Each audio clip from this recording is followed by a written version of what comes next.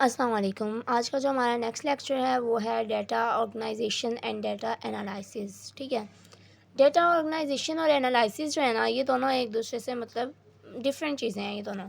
ठीक है, तो आज के टॉपिक में हम सिर्फ डेटा ऑर्गेनाइजेशन पढ़ेंगे, डेटा एनालिसिस को हम नेक्स्ट लेक्चर में डिस्कस करेंगे। ठीक है, डेटा ऑर्गेनाइजेशन में हम सबसे पहले बात करते हैं कि व्हाट इज़ डेटा। डेटा क्या है?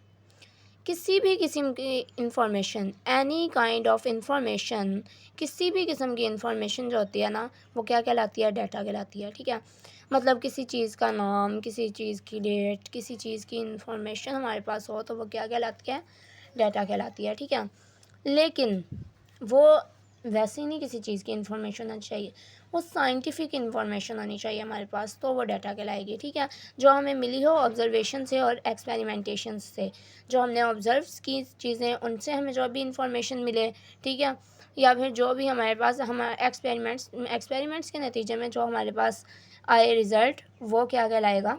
डाटा कहलाएगा। ठीक है, ये सारी हमारे पास क्या होगी? इंफॉर्मेशन ही होगी ना, ऑब्जर्वेशन और एक्सपेरिमेंटेशंस की। ठीक है, मतलब हम कोई भी चीज़ ऑब्ज़र्व करते हैं, ऑब्ज़र्वेशन हमने शुरू किया है, तो उससे हम कहेंगे कि ये हमारे पास इंफॉर्मेशन आ गई है कि अब ये चीज़ ऐसे हुई है, ये चीज़ ऐसे हुई है, ये हमारे पास इंफॉर्मेशन है।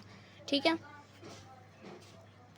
या फिर हम कह सकते हैं कि जैसे हमने बात की थी कि क्लासरूम में चेयर्स हैं, अब हमने ऑब्ज़र्व किया, अब हम बता सकते हैं कि हमारे पास इस चीज़ की ये इंफॉर्मेशन है कि यूँ हुआ।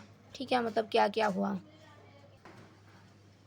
आगे हम पढ़ते हैं ऑर्गेनाइजेशन क्या है। ठीक है, ऑब्ज़र्वेशन, जब भी हम कोई चीज़ ऑब्ज़र्व करते हैं, ठीक है, बिफोर मेकिंग हाइपोथेसिस बनाने से पहले जब भी कोई साइंटिस्ट या कोई बंदा कोई चीज़ ऑब्ज़र्व करता है, ऑब्ज़र्वेशन करता है, तो वो क्या करता है? हाइपोथेसिस बनाता है ना। लेकिन हाइपोथेसिस बनाने से पहले वो क्या करता है? डाटा कलेक्ट करता है। ठीक है, उस चीज़ के बारे में डाटा कलेक्ट करता है जो उसने ऑब्ज़र्व किया होता है। ठीक है, कैसे करता है? डाटा कलेक्शन मेथड्स से। ठीक है, मतलब हमारे पास ये मेथड्स हैं, उसने क्या किया? डाटा कलेक्ट कर लिया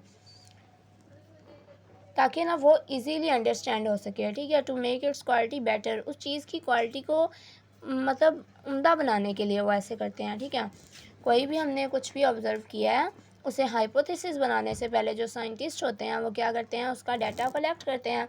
मतलब हमने कोई मेडिसिन किया है, न्यू बनाई है। ठीक है, उसमें हमने कौन कौन से केमिकल्स डाले हैं, उसमें हमने कहाँ कहाँ से चीज़ें लेके डाली हैं, ये सारा कुछ क्या होगा?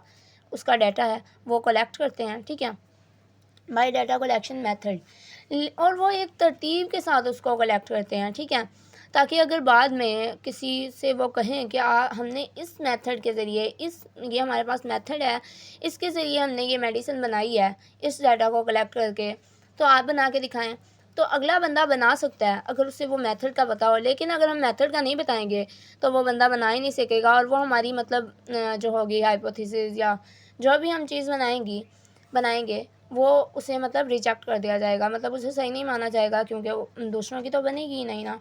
ठीक है, तो ये हम लोग ये इसलिए करते हैं साइंटिस्ट कि इसकी क्वालिटी जो है वो बेटर हो जाए। ठीक है, उसके बाद है डाटा हम ऑर्गेनाइज़ कैसे कर कहाँ कहाँ कर सकते हैं? चार्ट्स पे कर सकते हैं, फ्लो चार्ट्स पे कर सकते हैं, टेबल्स की शक्ल में कर सकते हैं। ठीक है, मैप्स, नक्शा बना सकते हैं उसका, या फिर ग्राफ बना के हम डाटा को ऑर्गेनाइज़ कर सकते हैं। ठीक है, अब मैं आपको ना डाटा ऑर्गेनाइजेशन की मतलब उसमें जो एक तरतीब होती है ना, उसकी एक एग्जांपल दे देती हूँ। जैसे हम लोग ना काउंटिंग लिखते हैं,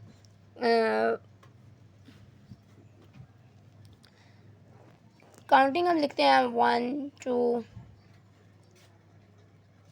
हम कहते हैं कि अब हमारे पास ये तरतीब है, अब हम किसी से कहें कि हमें सबसे बड़ा नंबर ढूंढ के दिखाए तो वो ढूंढ सकता है। ठीक है, अगर हम कहें कि सबसे दरमियाना वाला नंबर, वो बता देगा, अगर सबसे छोटा कहें तो वो भी बता देगा। लेकिन अगर हम इसे बेतरतीब लिखें, इसकी कोई तरतीब ही ना दें, जैसे हम लिख देते हैं, अब हम कहें कि हमें सबसे छोटा नंबर ढूंढ के दिखाओ, तो उससे पहले देखना पड़ेगा अच्छी तरह कि कौन सा है सबसे छोटा नंबर। इसीलिए हम जो है ना डाटा को जो है करते हैं, तरतीब से लिखते हैं। ठीक है, ताकि हर कोई उसको उसी तरह से टेस्ट कर सके, उसी तरह से उस पर एक्सपेरिमेंट कर सके जिस तरह से हमने किया। अच्छा जी, हमारा लेक्चर ख़त्म होता है। शुक्रिया, अल्लाह हाफिज़।